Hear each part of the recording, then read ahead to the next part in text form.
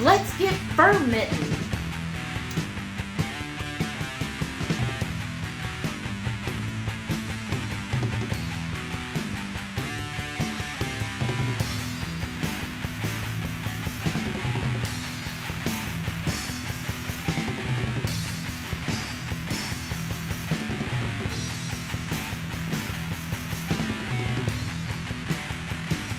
Hey yo, welcome to the wonderful world of HungryHeath.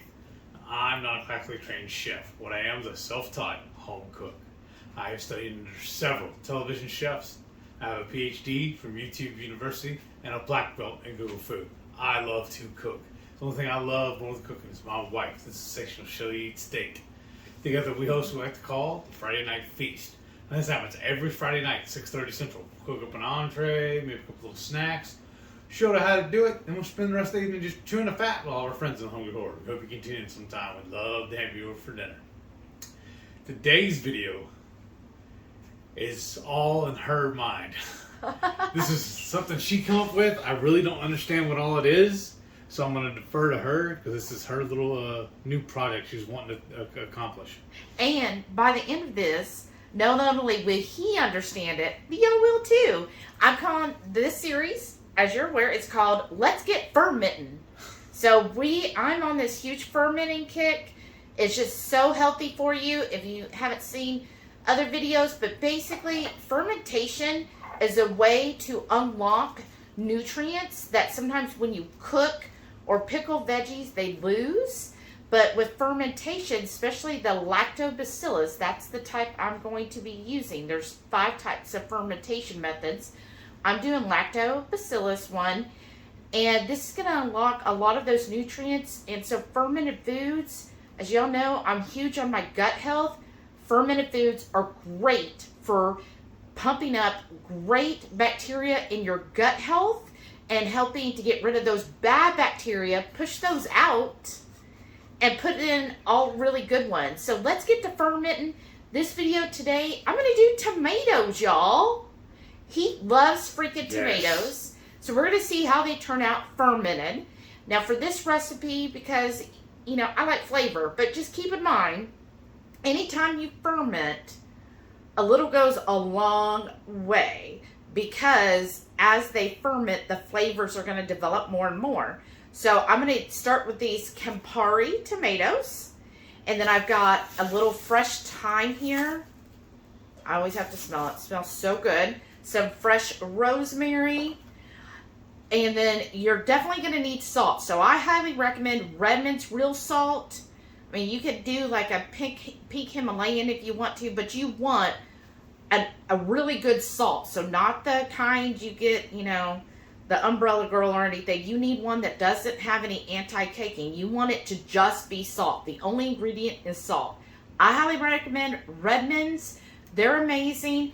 Follow our affiliated link below and you'll save 15% off your order. And plus it helps our channel. So definitely do that. I love Redmond's. We use it everywhere. Everything we do has Redmond's. So you definitely need salt, because with our fermentation method, the lacto one, it's basically going to be a salt brine. And I'm going to show this. It's going to be so simple and easy. And then, of course, we're going to have a jalapeno and a little bit of they call it the golden habanero. It's a little spicier than a regular. And then a little bit of garlic cloves, because, you know, we love garlic. And some red onion. Red. Why do I keep calling this red, y'all? It's a white onion. A little white onion. You're probably supposed to buy a red onion. And a bay leaf. So it's going to be so easy. I would say the most important thing, whenever you ferment, if you're new here, clean. So not sterile, but clean. So make sure your chopping board, your knife, your hands are all soapy hot water washed. And so we got to do that. And then any vegetables like these tomatoes, you just want to lightly wash them as well, because we don't want any bad bacteria that we don't want that fostering. We want the good kind. So make sure you wash any of these off. These other peppers and stuff, we're just going to wash those off. And then we'll get this started. So it's going to be simple and easy, y'all. So I've got my mise en place. Again, wash and soapy hot water with everything. So I washed my knife with the handle, the other knife. I've got this cleaned up, sliced up. All of my jars are clean as well. So what I'm going to do is start kind of building for the tomato. So see, I've got these onions. I'm just going to throw a couple of the onions down in here. And just, I got enough out because I think I'm going to end up with 2 jars of this tomato stuff. Nice. I know, I know Heath will be very happy about that. And then I washed all of my tomatoes, all of my peppers. And I'm just going to start kind of putting these in here. Like, if they want to come back out. It's a game on its own. I'm saying. All right, come on. I've never had fermented tomatoes that I know of anyways. Me neither. I've used jarred tomatoes that are in a hole or whatever, but only used them like in a recipe or whatnot. I've never just sat and ate them. So I don't know how this is going to go, but I'm excited to. I should have. If you have the wide mouth jars, Yeah. those definitely help a lot. Yes. My hands are not quite long. You know what I need is, I think we have a little like thing where we could push down with. Yeah, let me see. But I can use the other one. You don't want to bust them open. And then I'm going to throw in here some of these jalapeno slices. Just kind of toss that in here where you can fit it. What floor was that in, though? And a couple of the habanero ones. And then I'm going to do a few more of the onions. And then let's get more of these tomatoes coming out.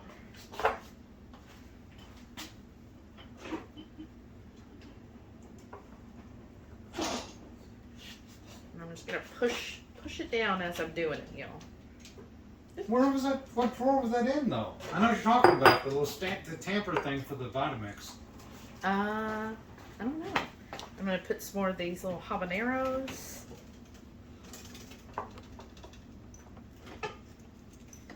Well, we'll find that in a minute. I think we're good right now. But we'll find those in a little bit.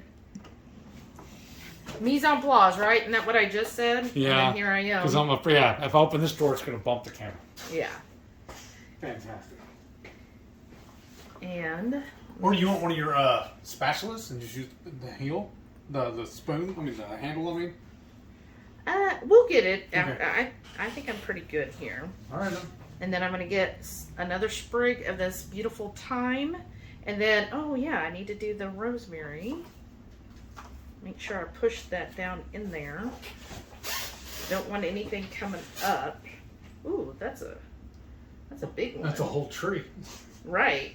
I don't want it overpowering it.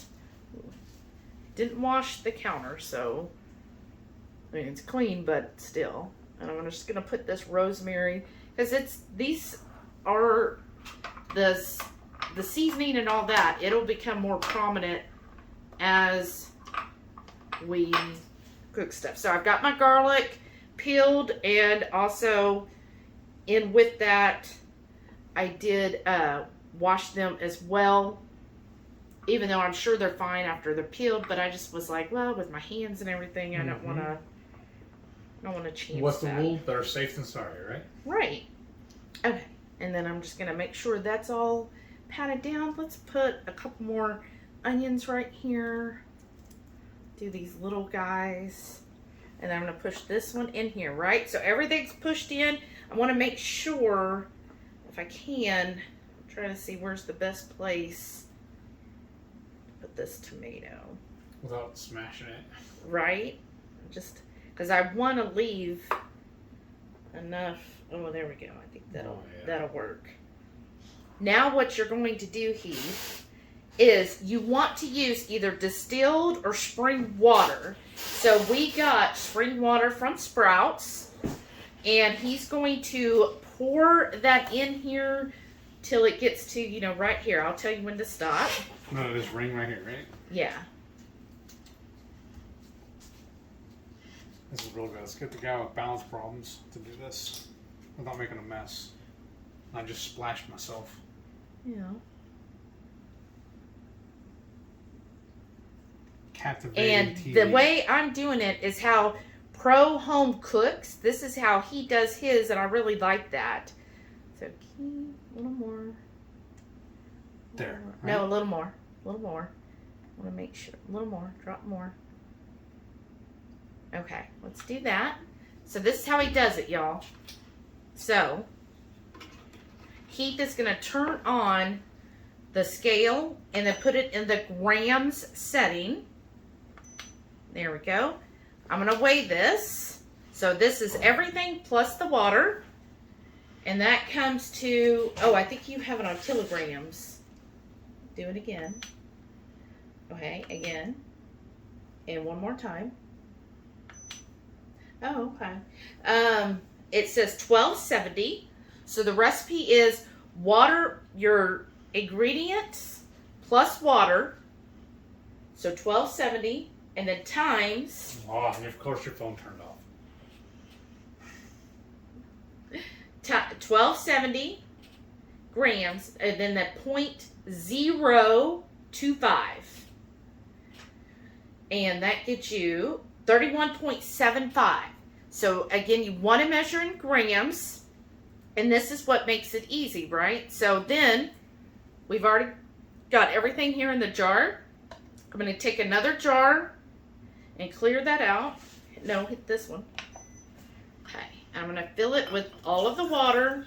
Make sure none of the, like the garlic and stuff, none of that comes out. Get all of the water in there. Okay, clear it out again for me. All you do is hit that button. You should hear it. Click it till you, there you go. When you hear that bump. And then now, you're going to grab the salt, and you're going to add until this reads 32. So you want it to, now you're going to have to lift it above so that you don't get the weight of the container. Yeah, there you go. Ooh, that's too much. You added too much. Because you want between 2 and 3%. And so doing 0.025%, it gives you 2.5%, which is right in the middle. And he got it 42, so I think that's too salty. We like salt. Let's just let it ride.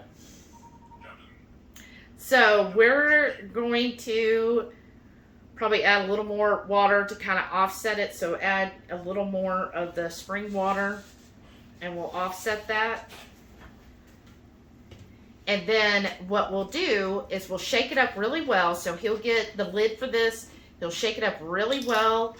And then we'll just pour it over here. And then also what we'll need to do. And we win. So up high. And there, stop. There, that should even it out. Then what we're going to do is get a bag to give the weight on here. So let's go ahead. We're going to cut so that we can get this shook up really well. And then we'll also get the baggie to put on top of this. Okay, we got everything, y'all. So here's the water. He shook it. And then, you know, with red mints, you've got all those natural minerals. So if it's set for a minute, reshake it again. And then all we're going to do is pour over all of this. Now it's going to be a little more because, you know, we added that water. And then, probably should have got a towel, y'all. But, oh, okay. Let me lift this up. You want to put that right underneath? What I'm going to do, because look, I already have a little floaty there. So I got these bags. So you can use a weight or a bag. And I'm just going to put this kind of in there. That's why I kind of overfilled it, right? And then I'm going to fill this just regular water. We don't need this special water. Ooh, shoot. Let's see here. So I'm using that pro chef guy, his bag method here to keep the stuff down.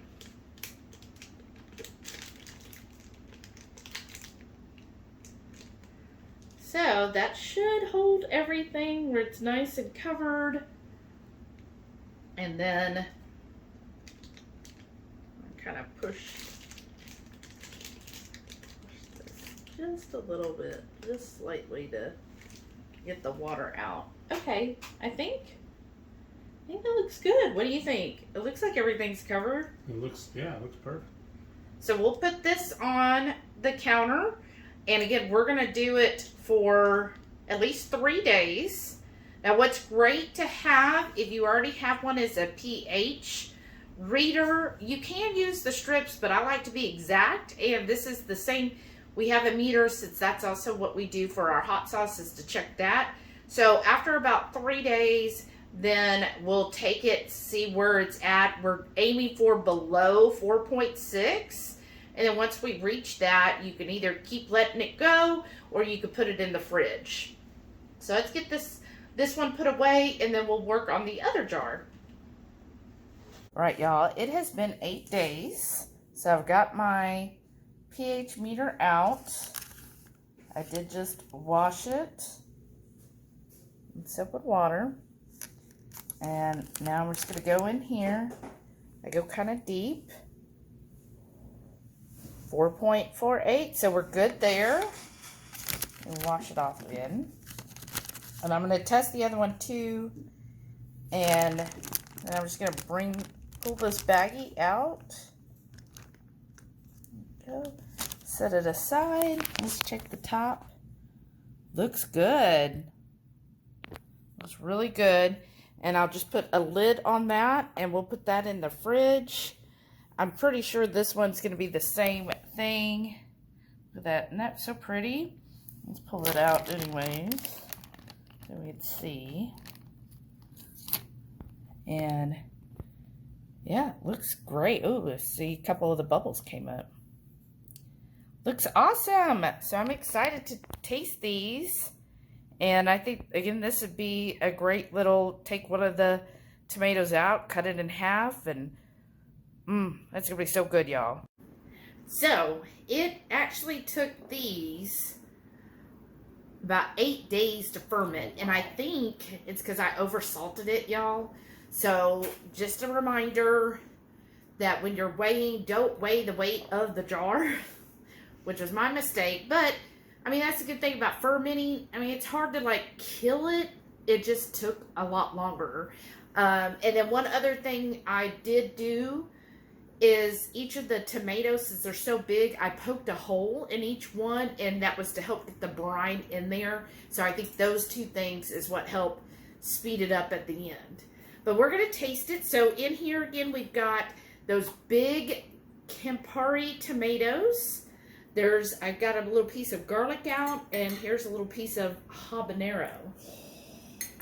Right, so we could try all of this.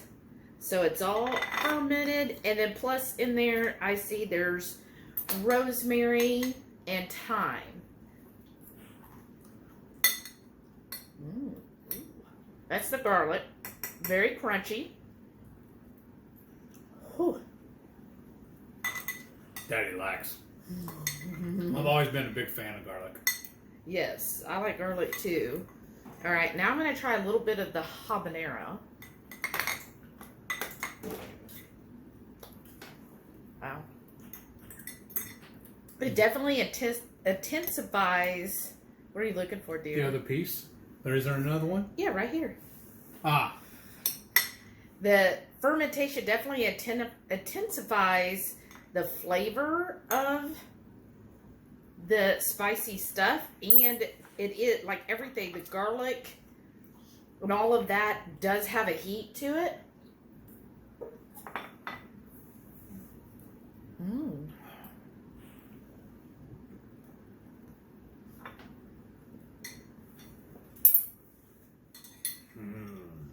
What do you think?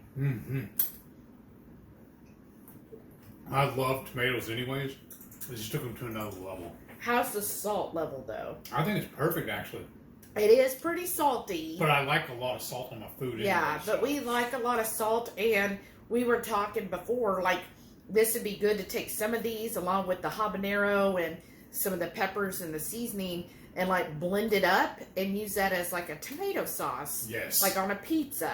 So it'd be like a fermented sauce. Right. And I think that would work well, especially with these Campari tomatoes, because you see there's still a lot of liquid in Yes. those.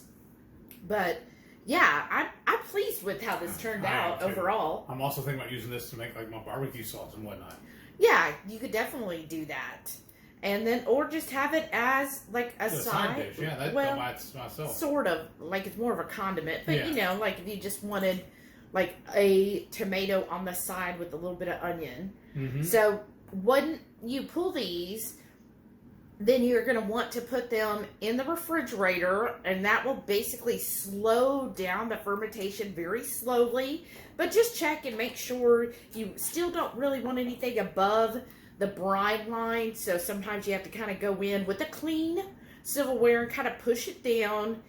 And then every once in a while, just depending on how often you go in there, when you open it, you'll hear the little CO2 escape. Let me see. I don't know if I opened this one. Yeah, I did. But yeah, so that's it. I hope you try this recipe and the tomatoes and tell me what you decide to put in it as far as the herbs and garlic and onions. And are you going to do the spicy peppers? What would be your options? Yeah, I'm looking forward to those too.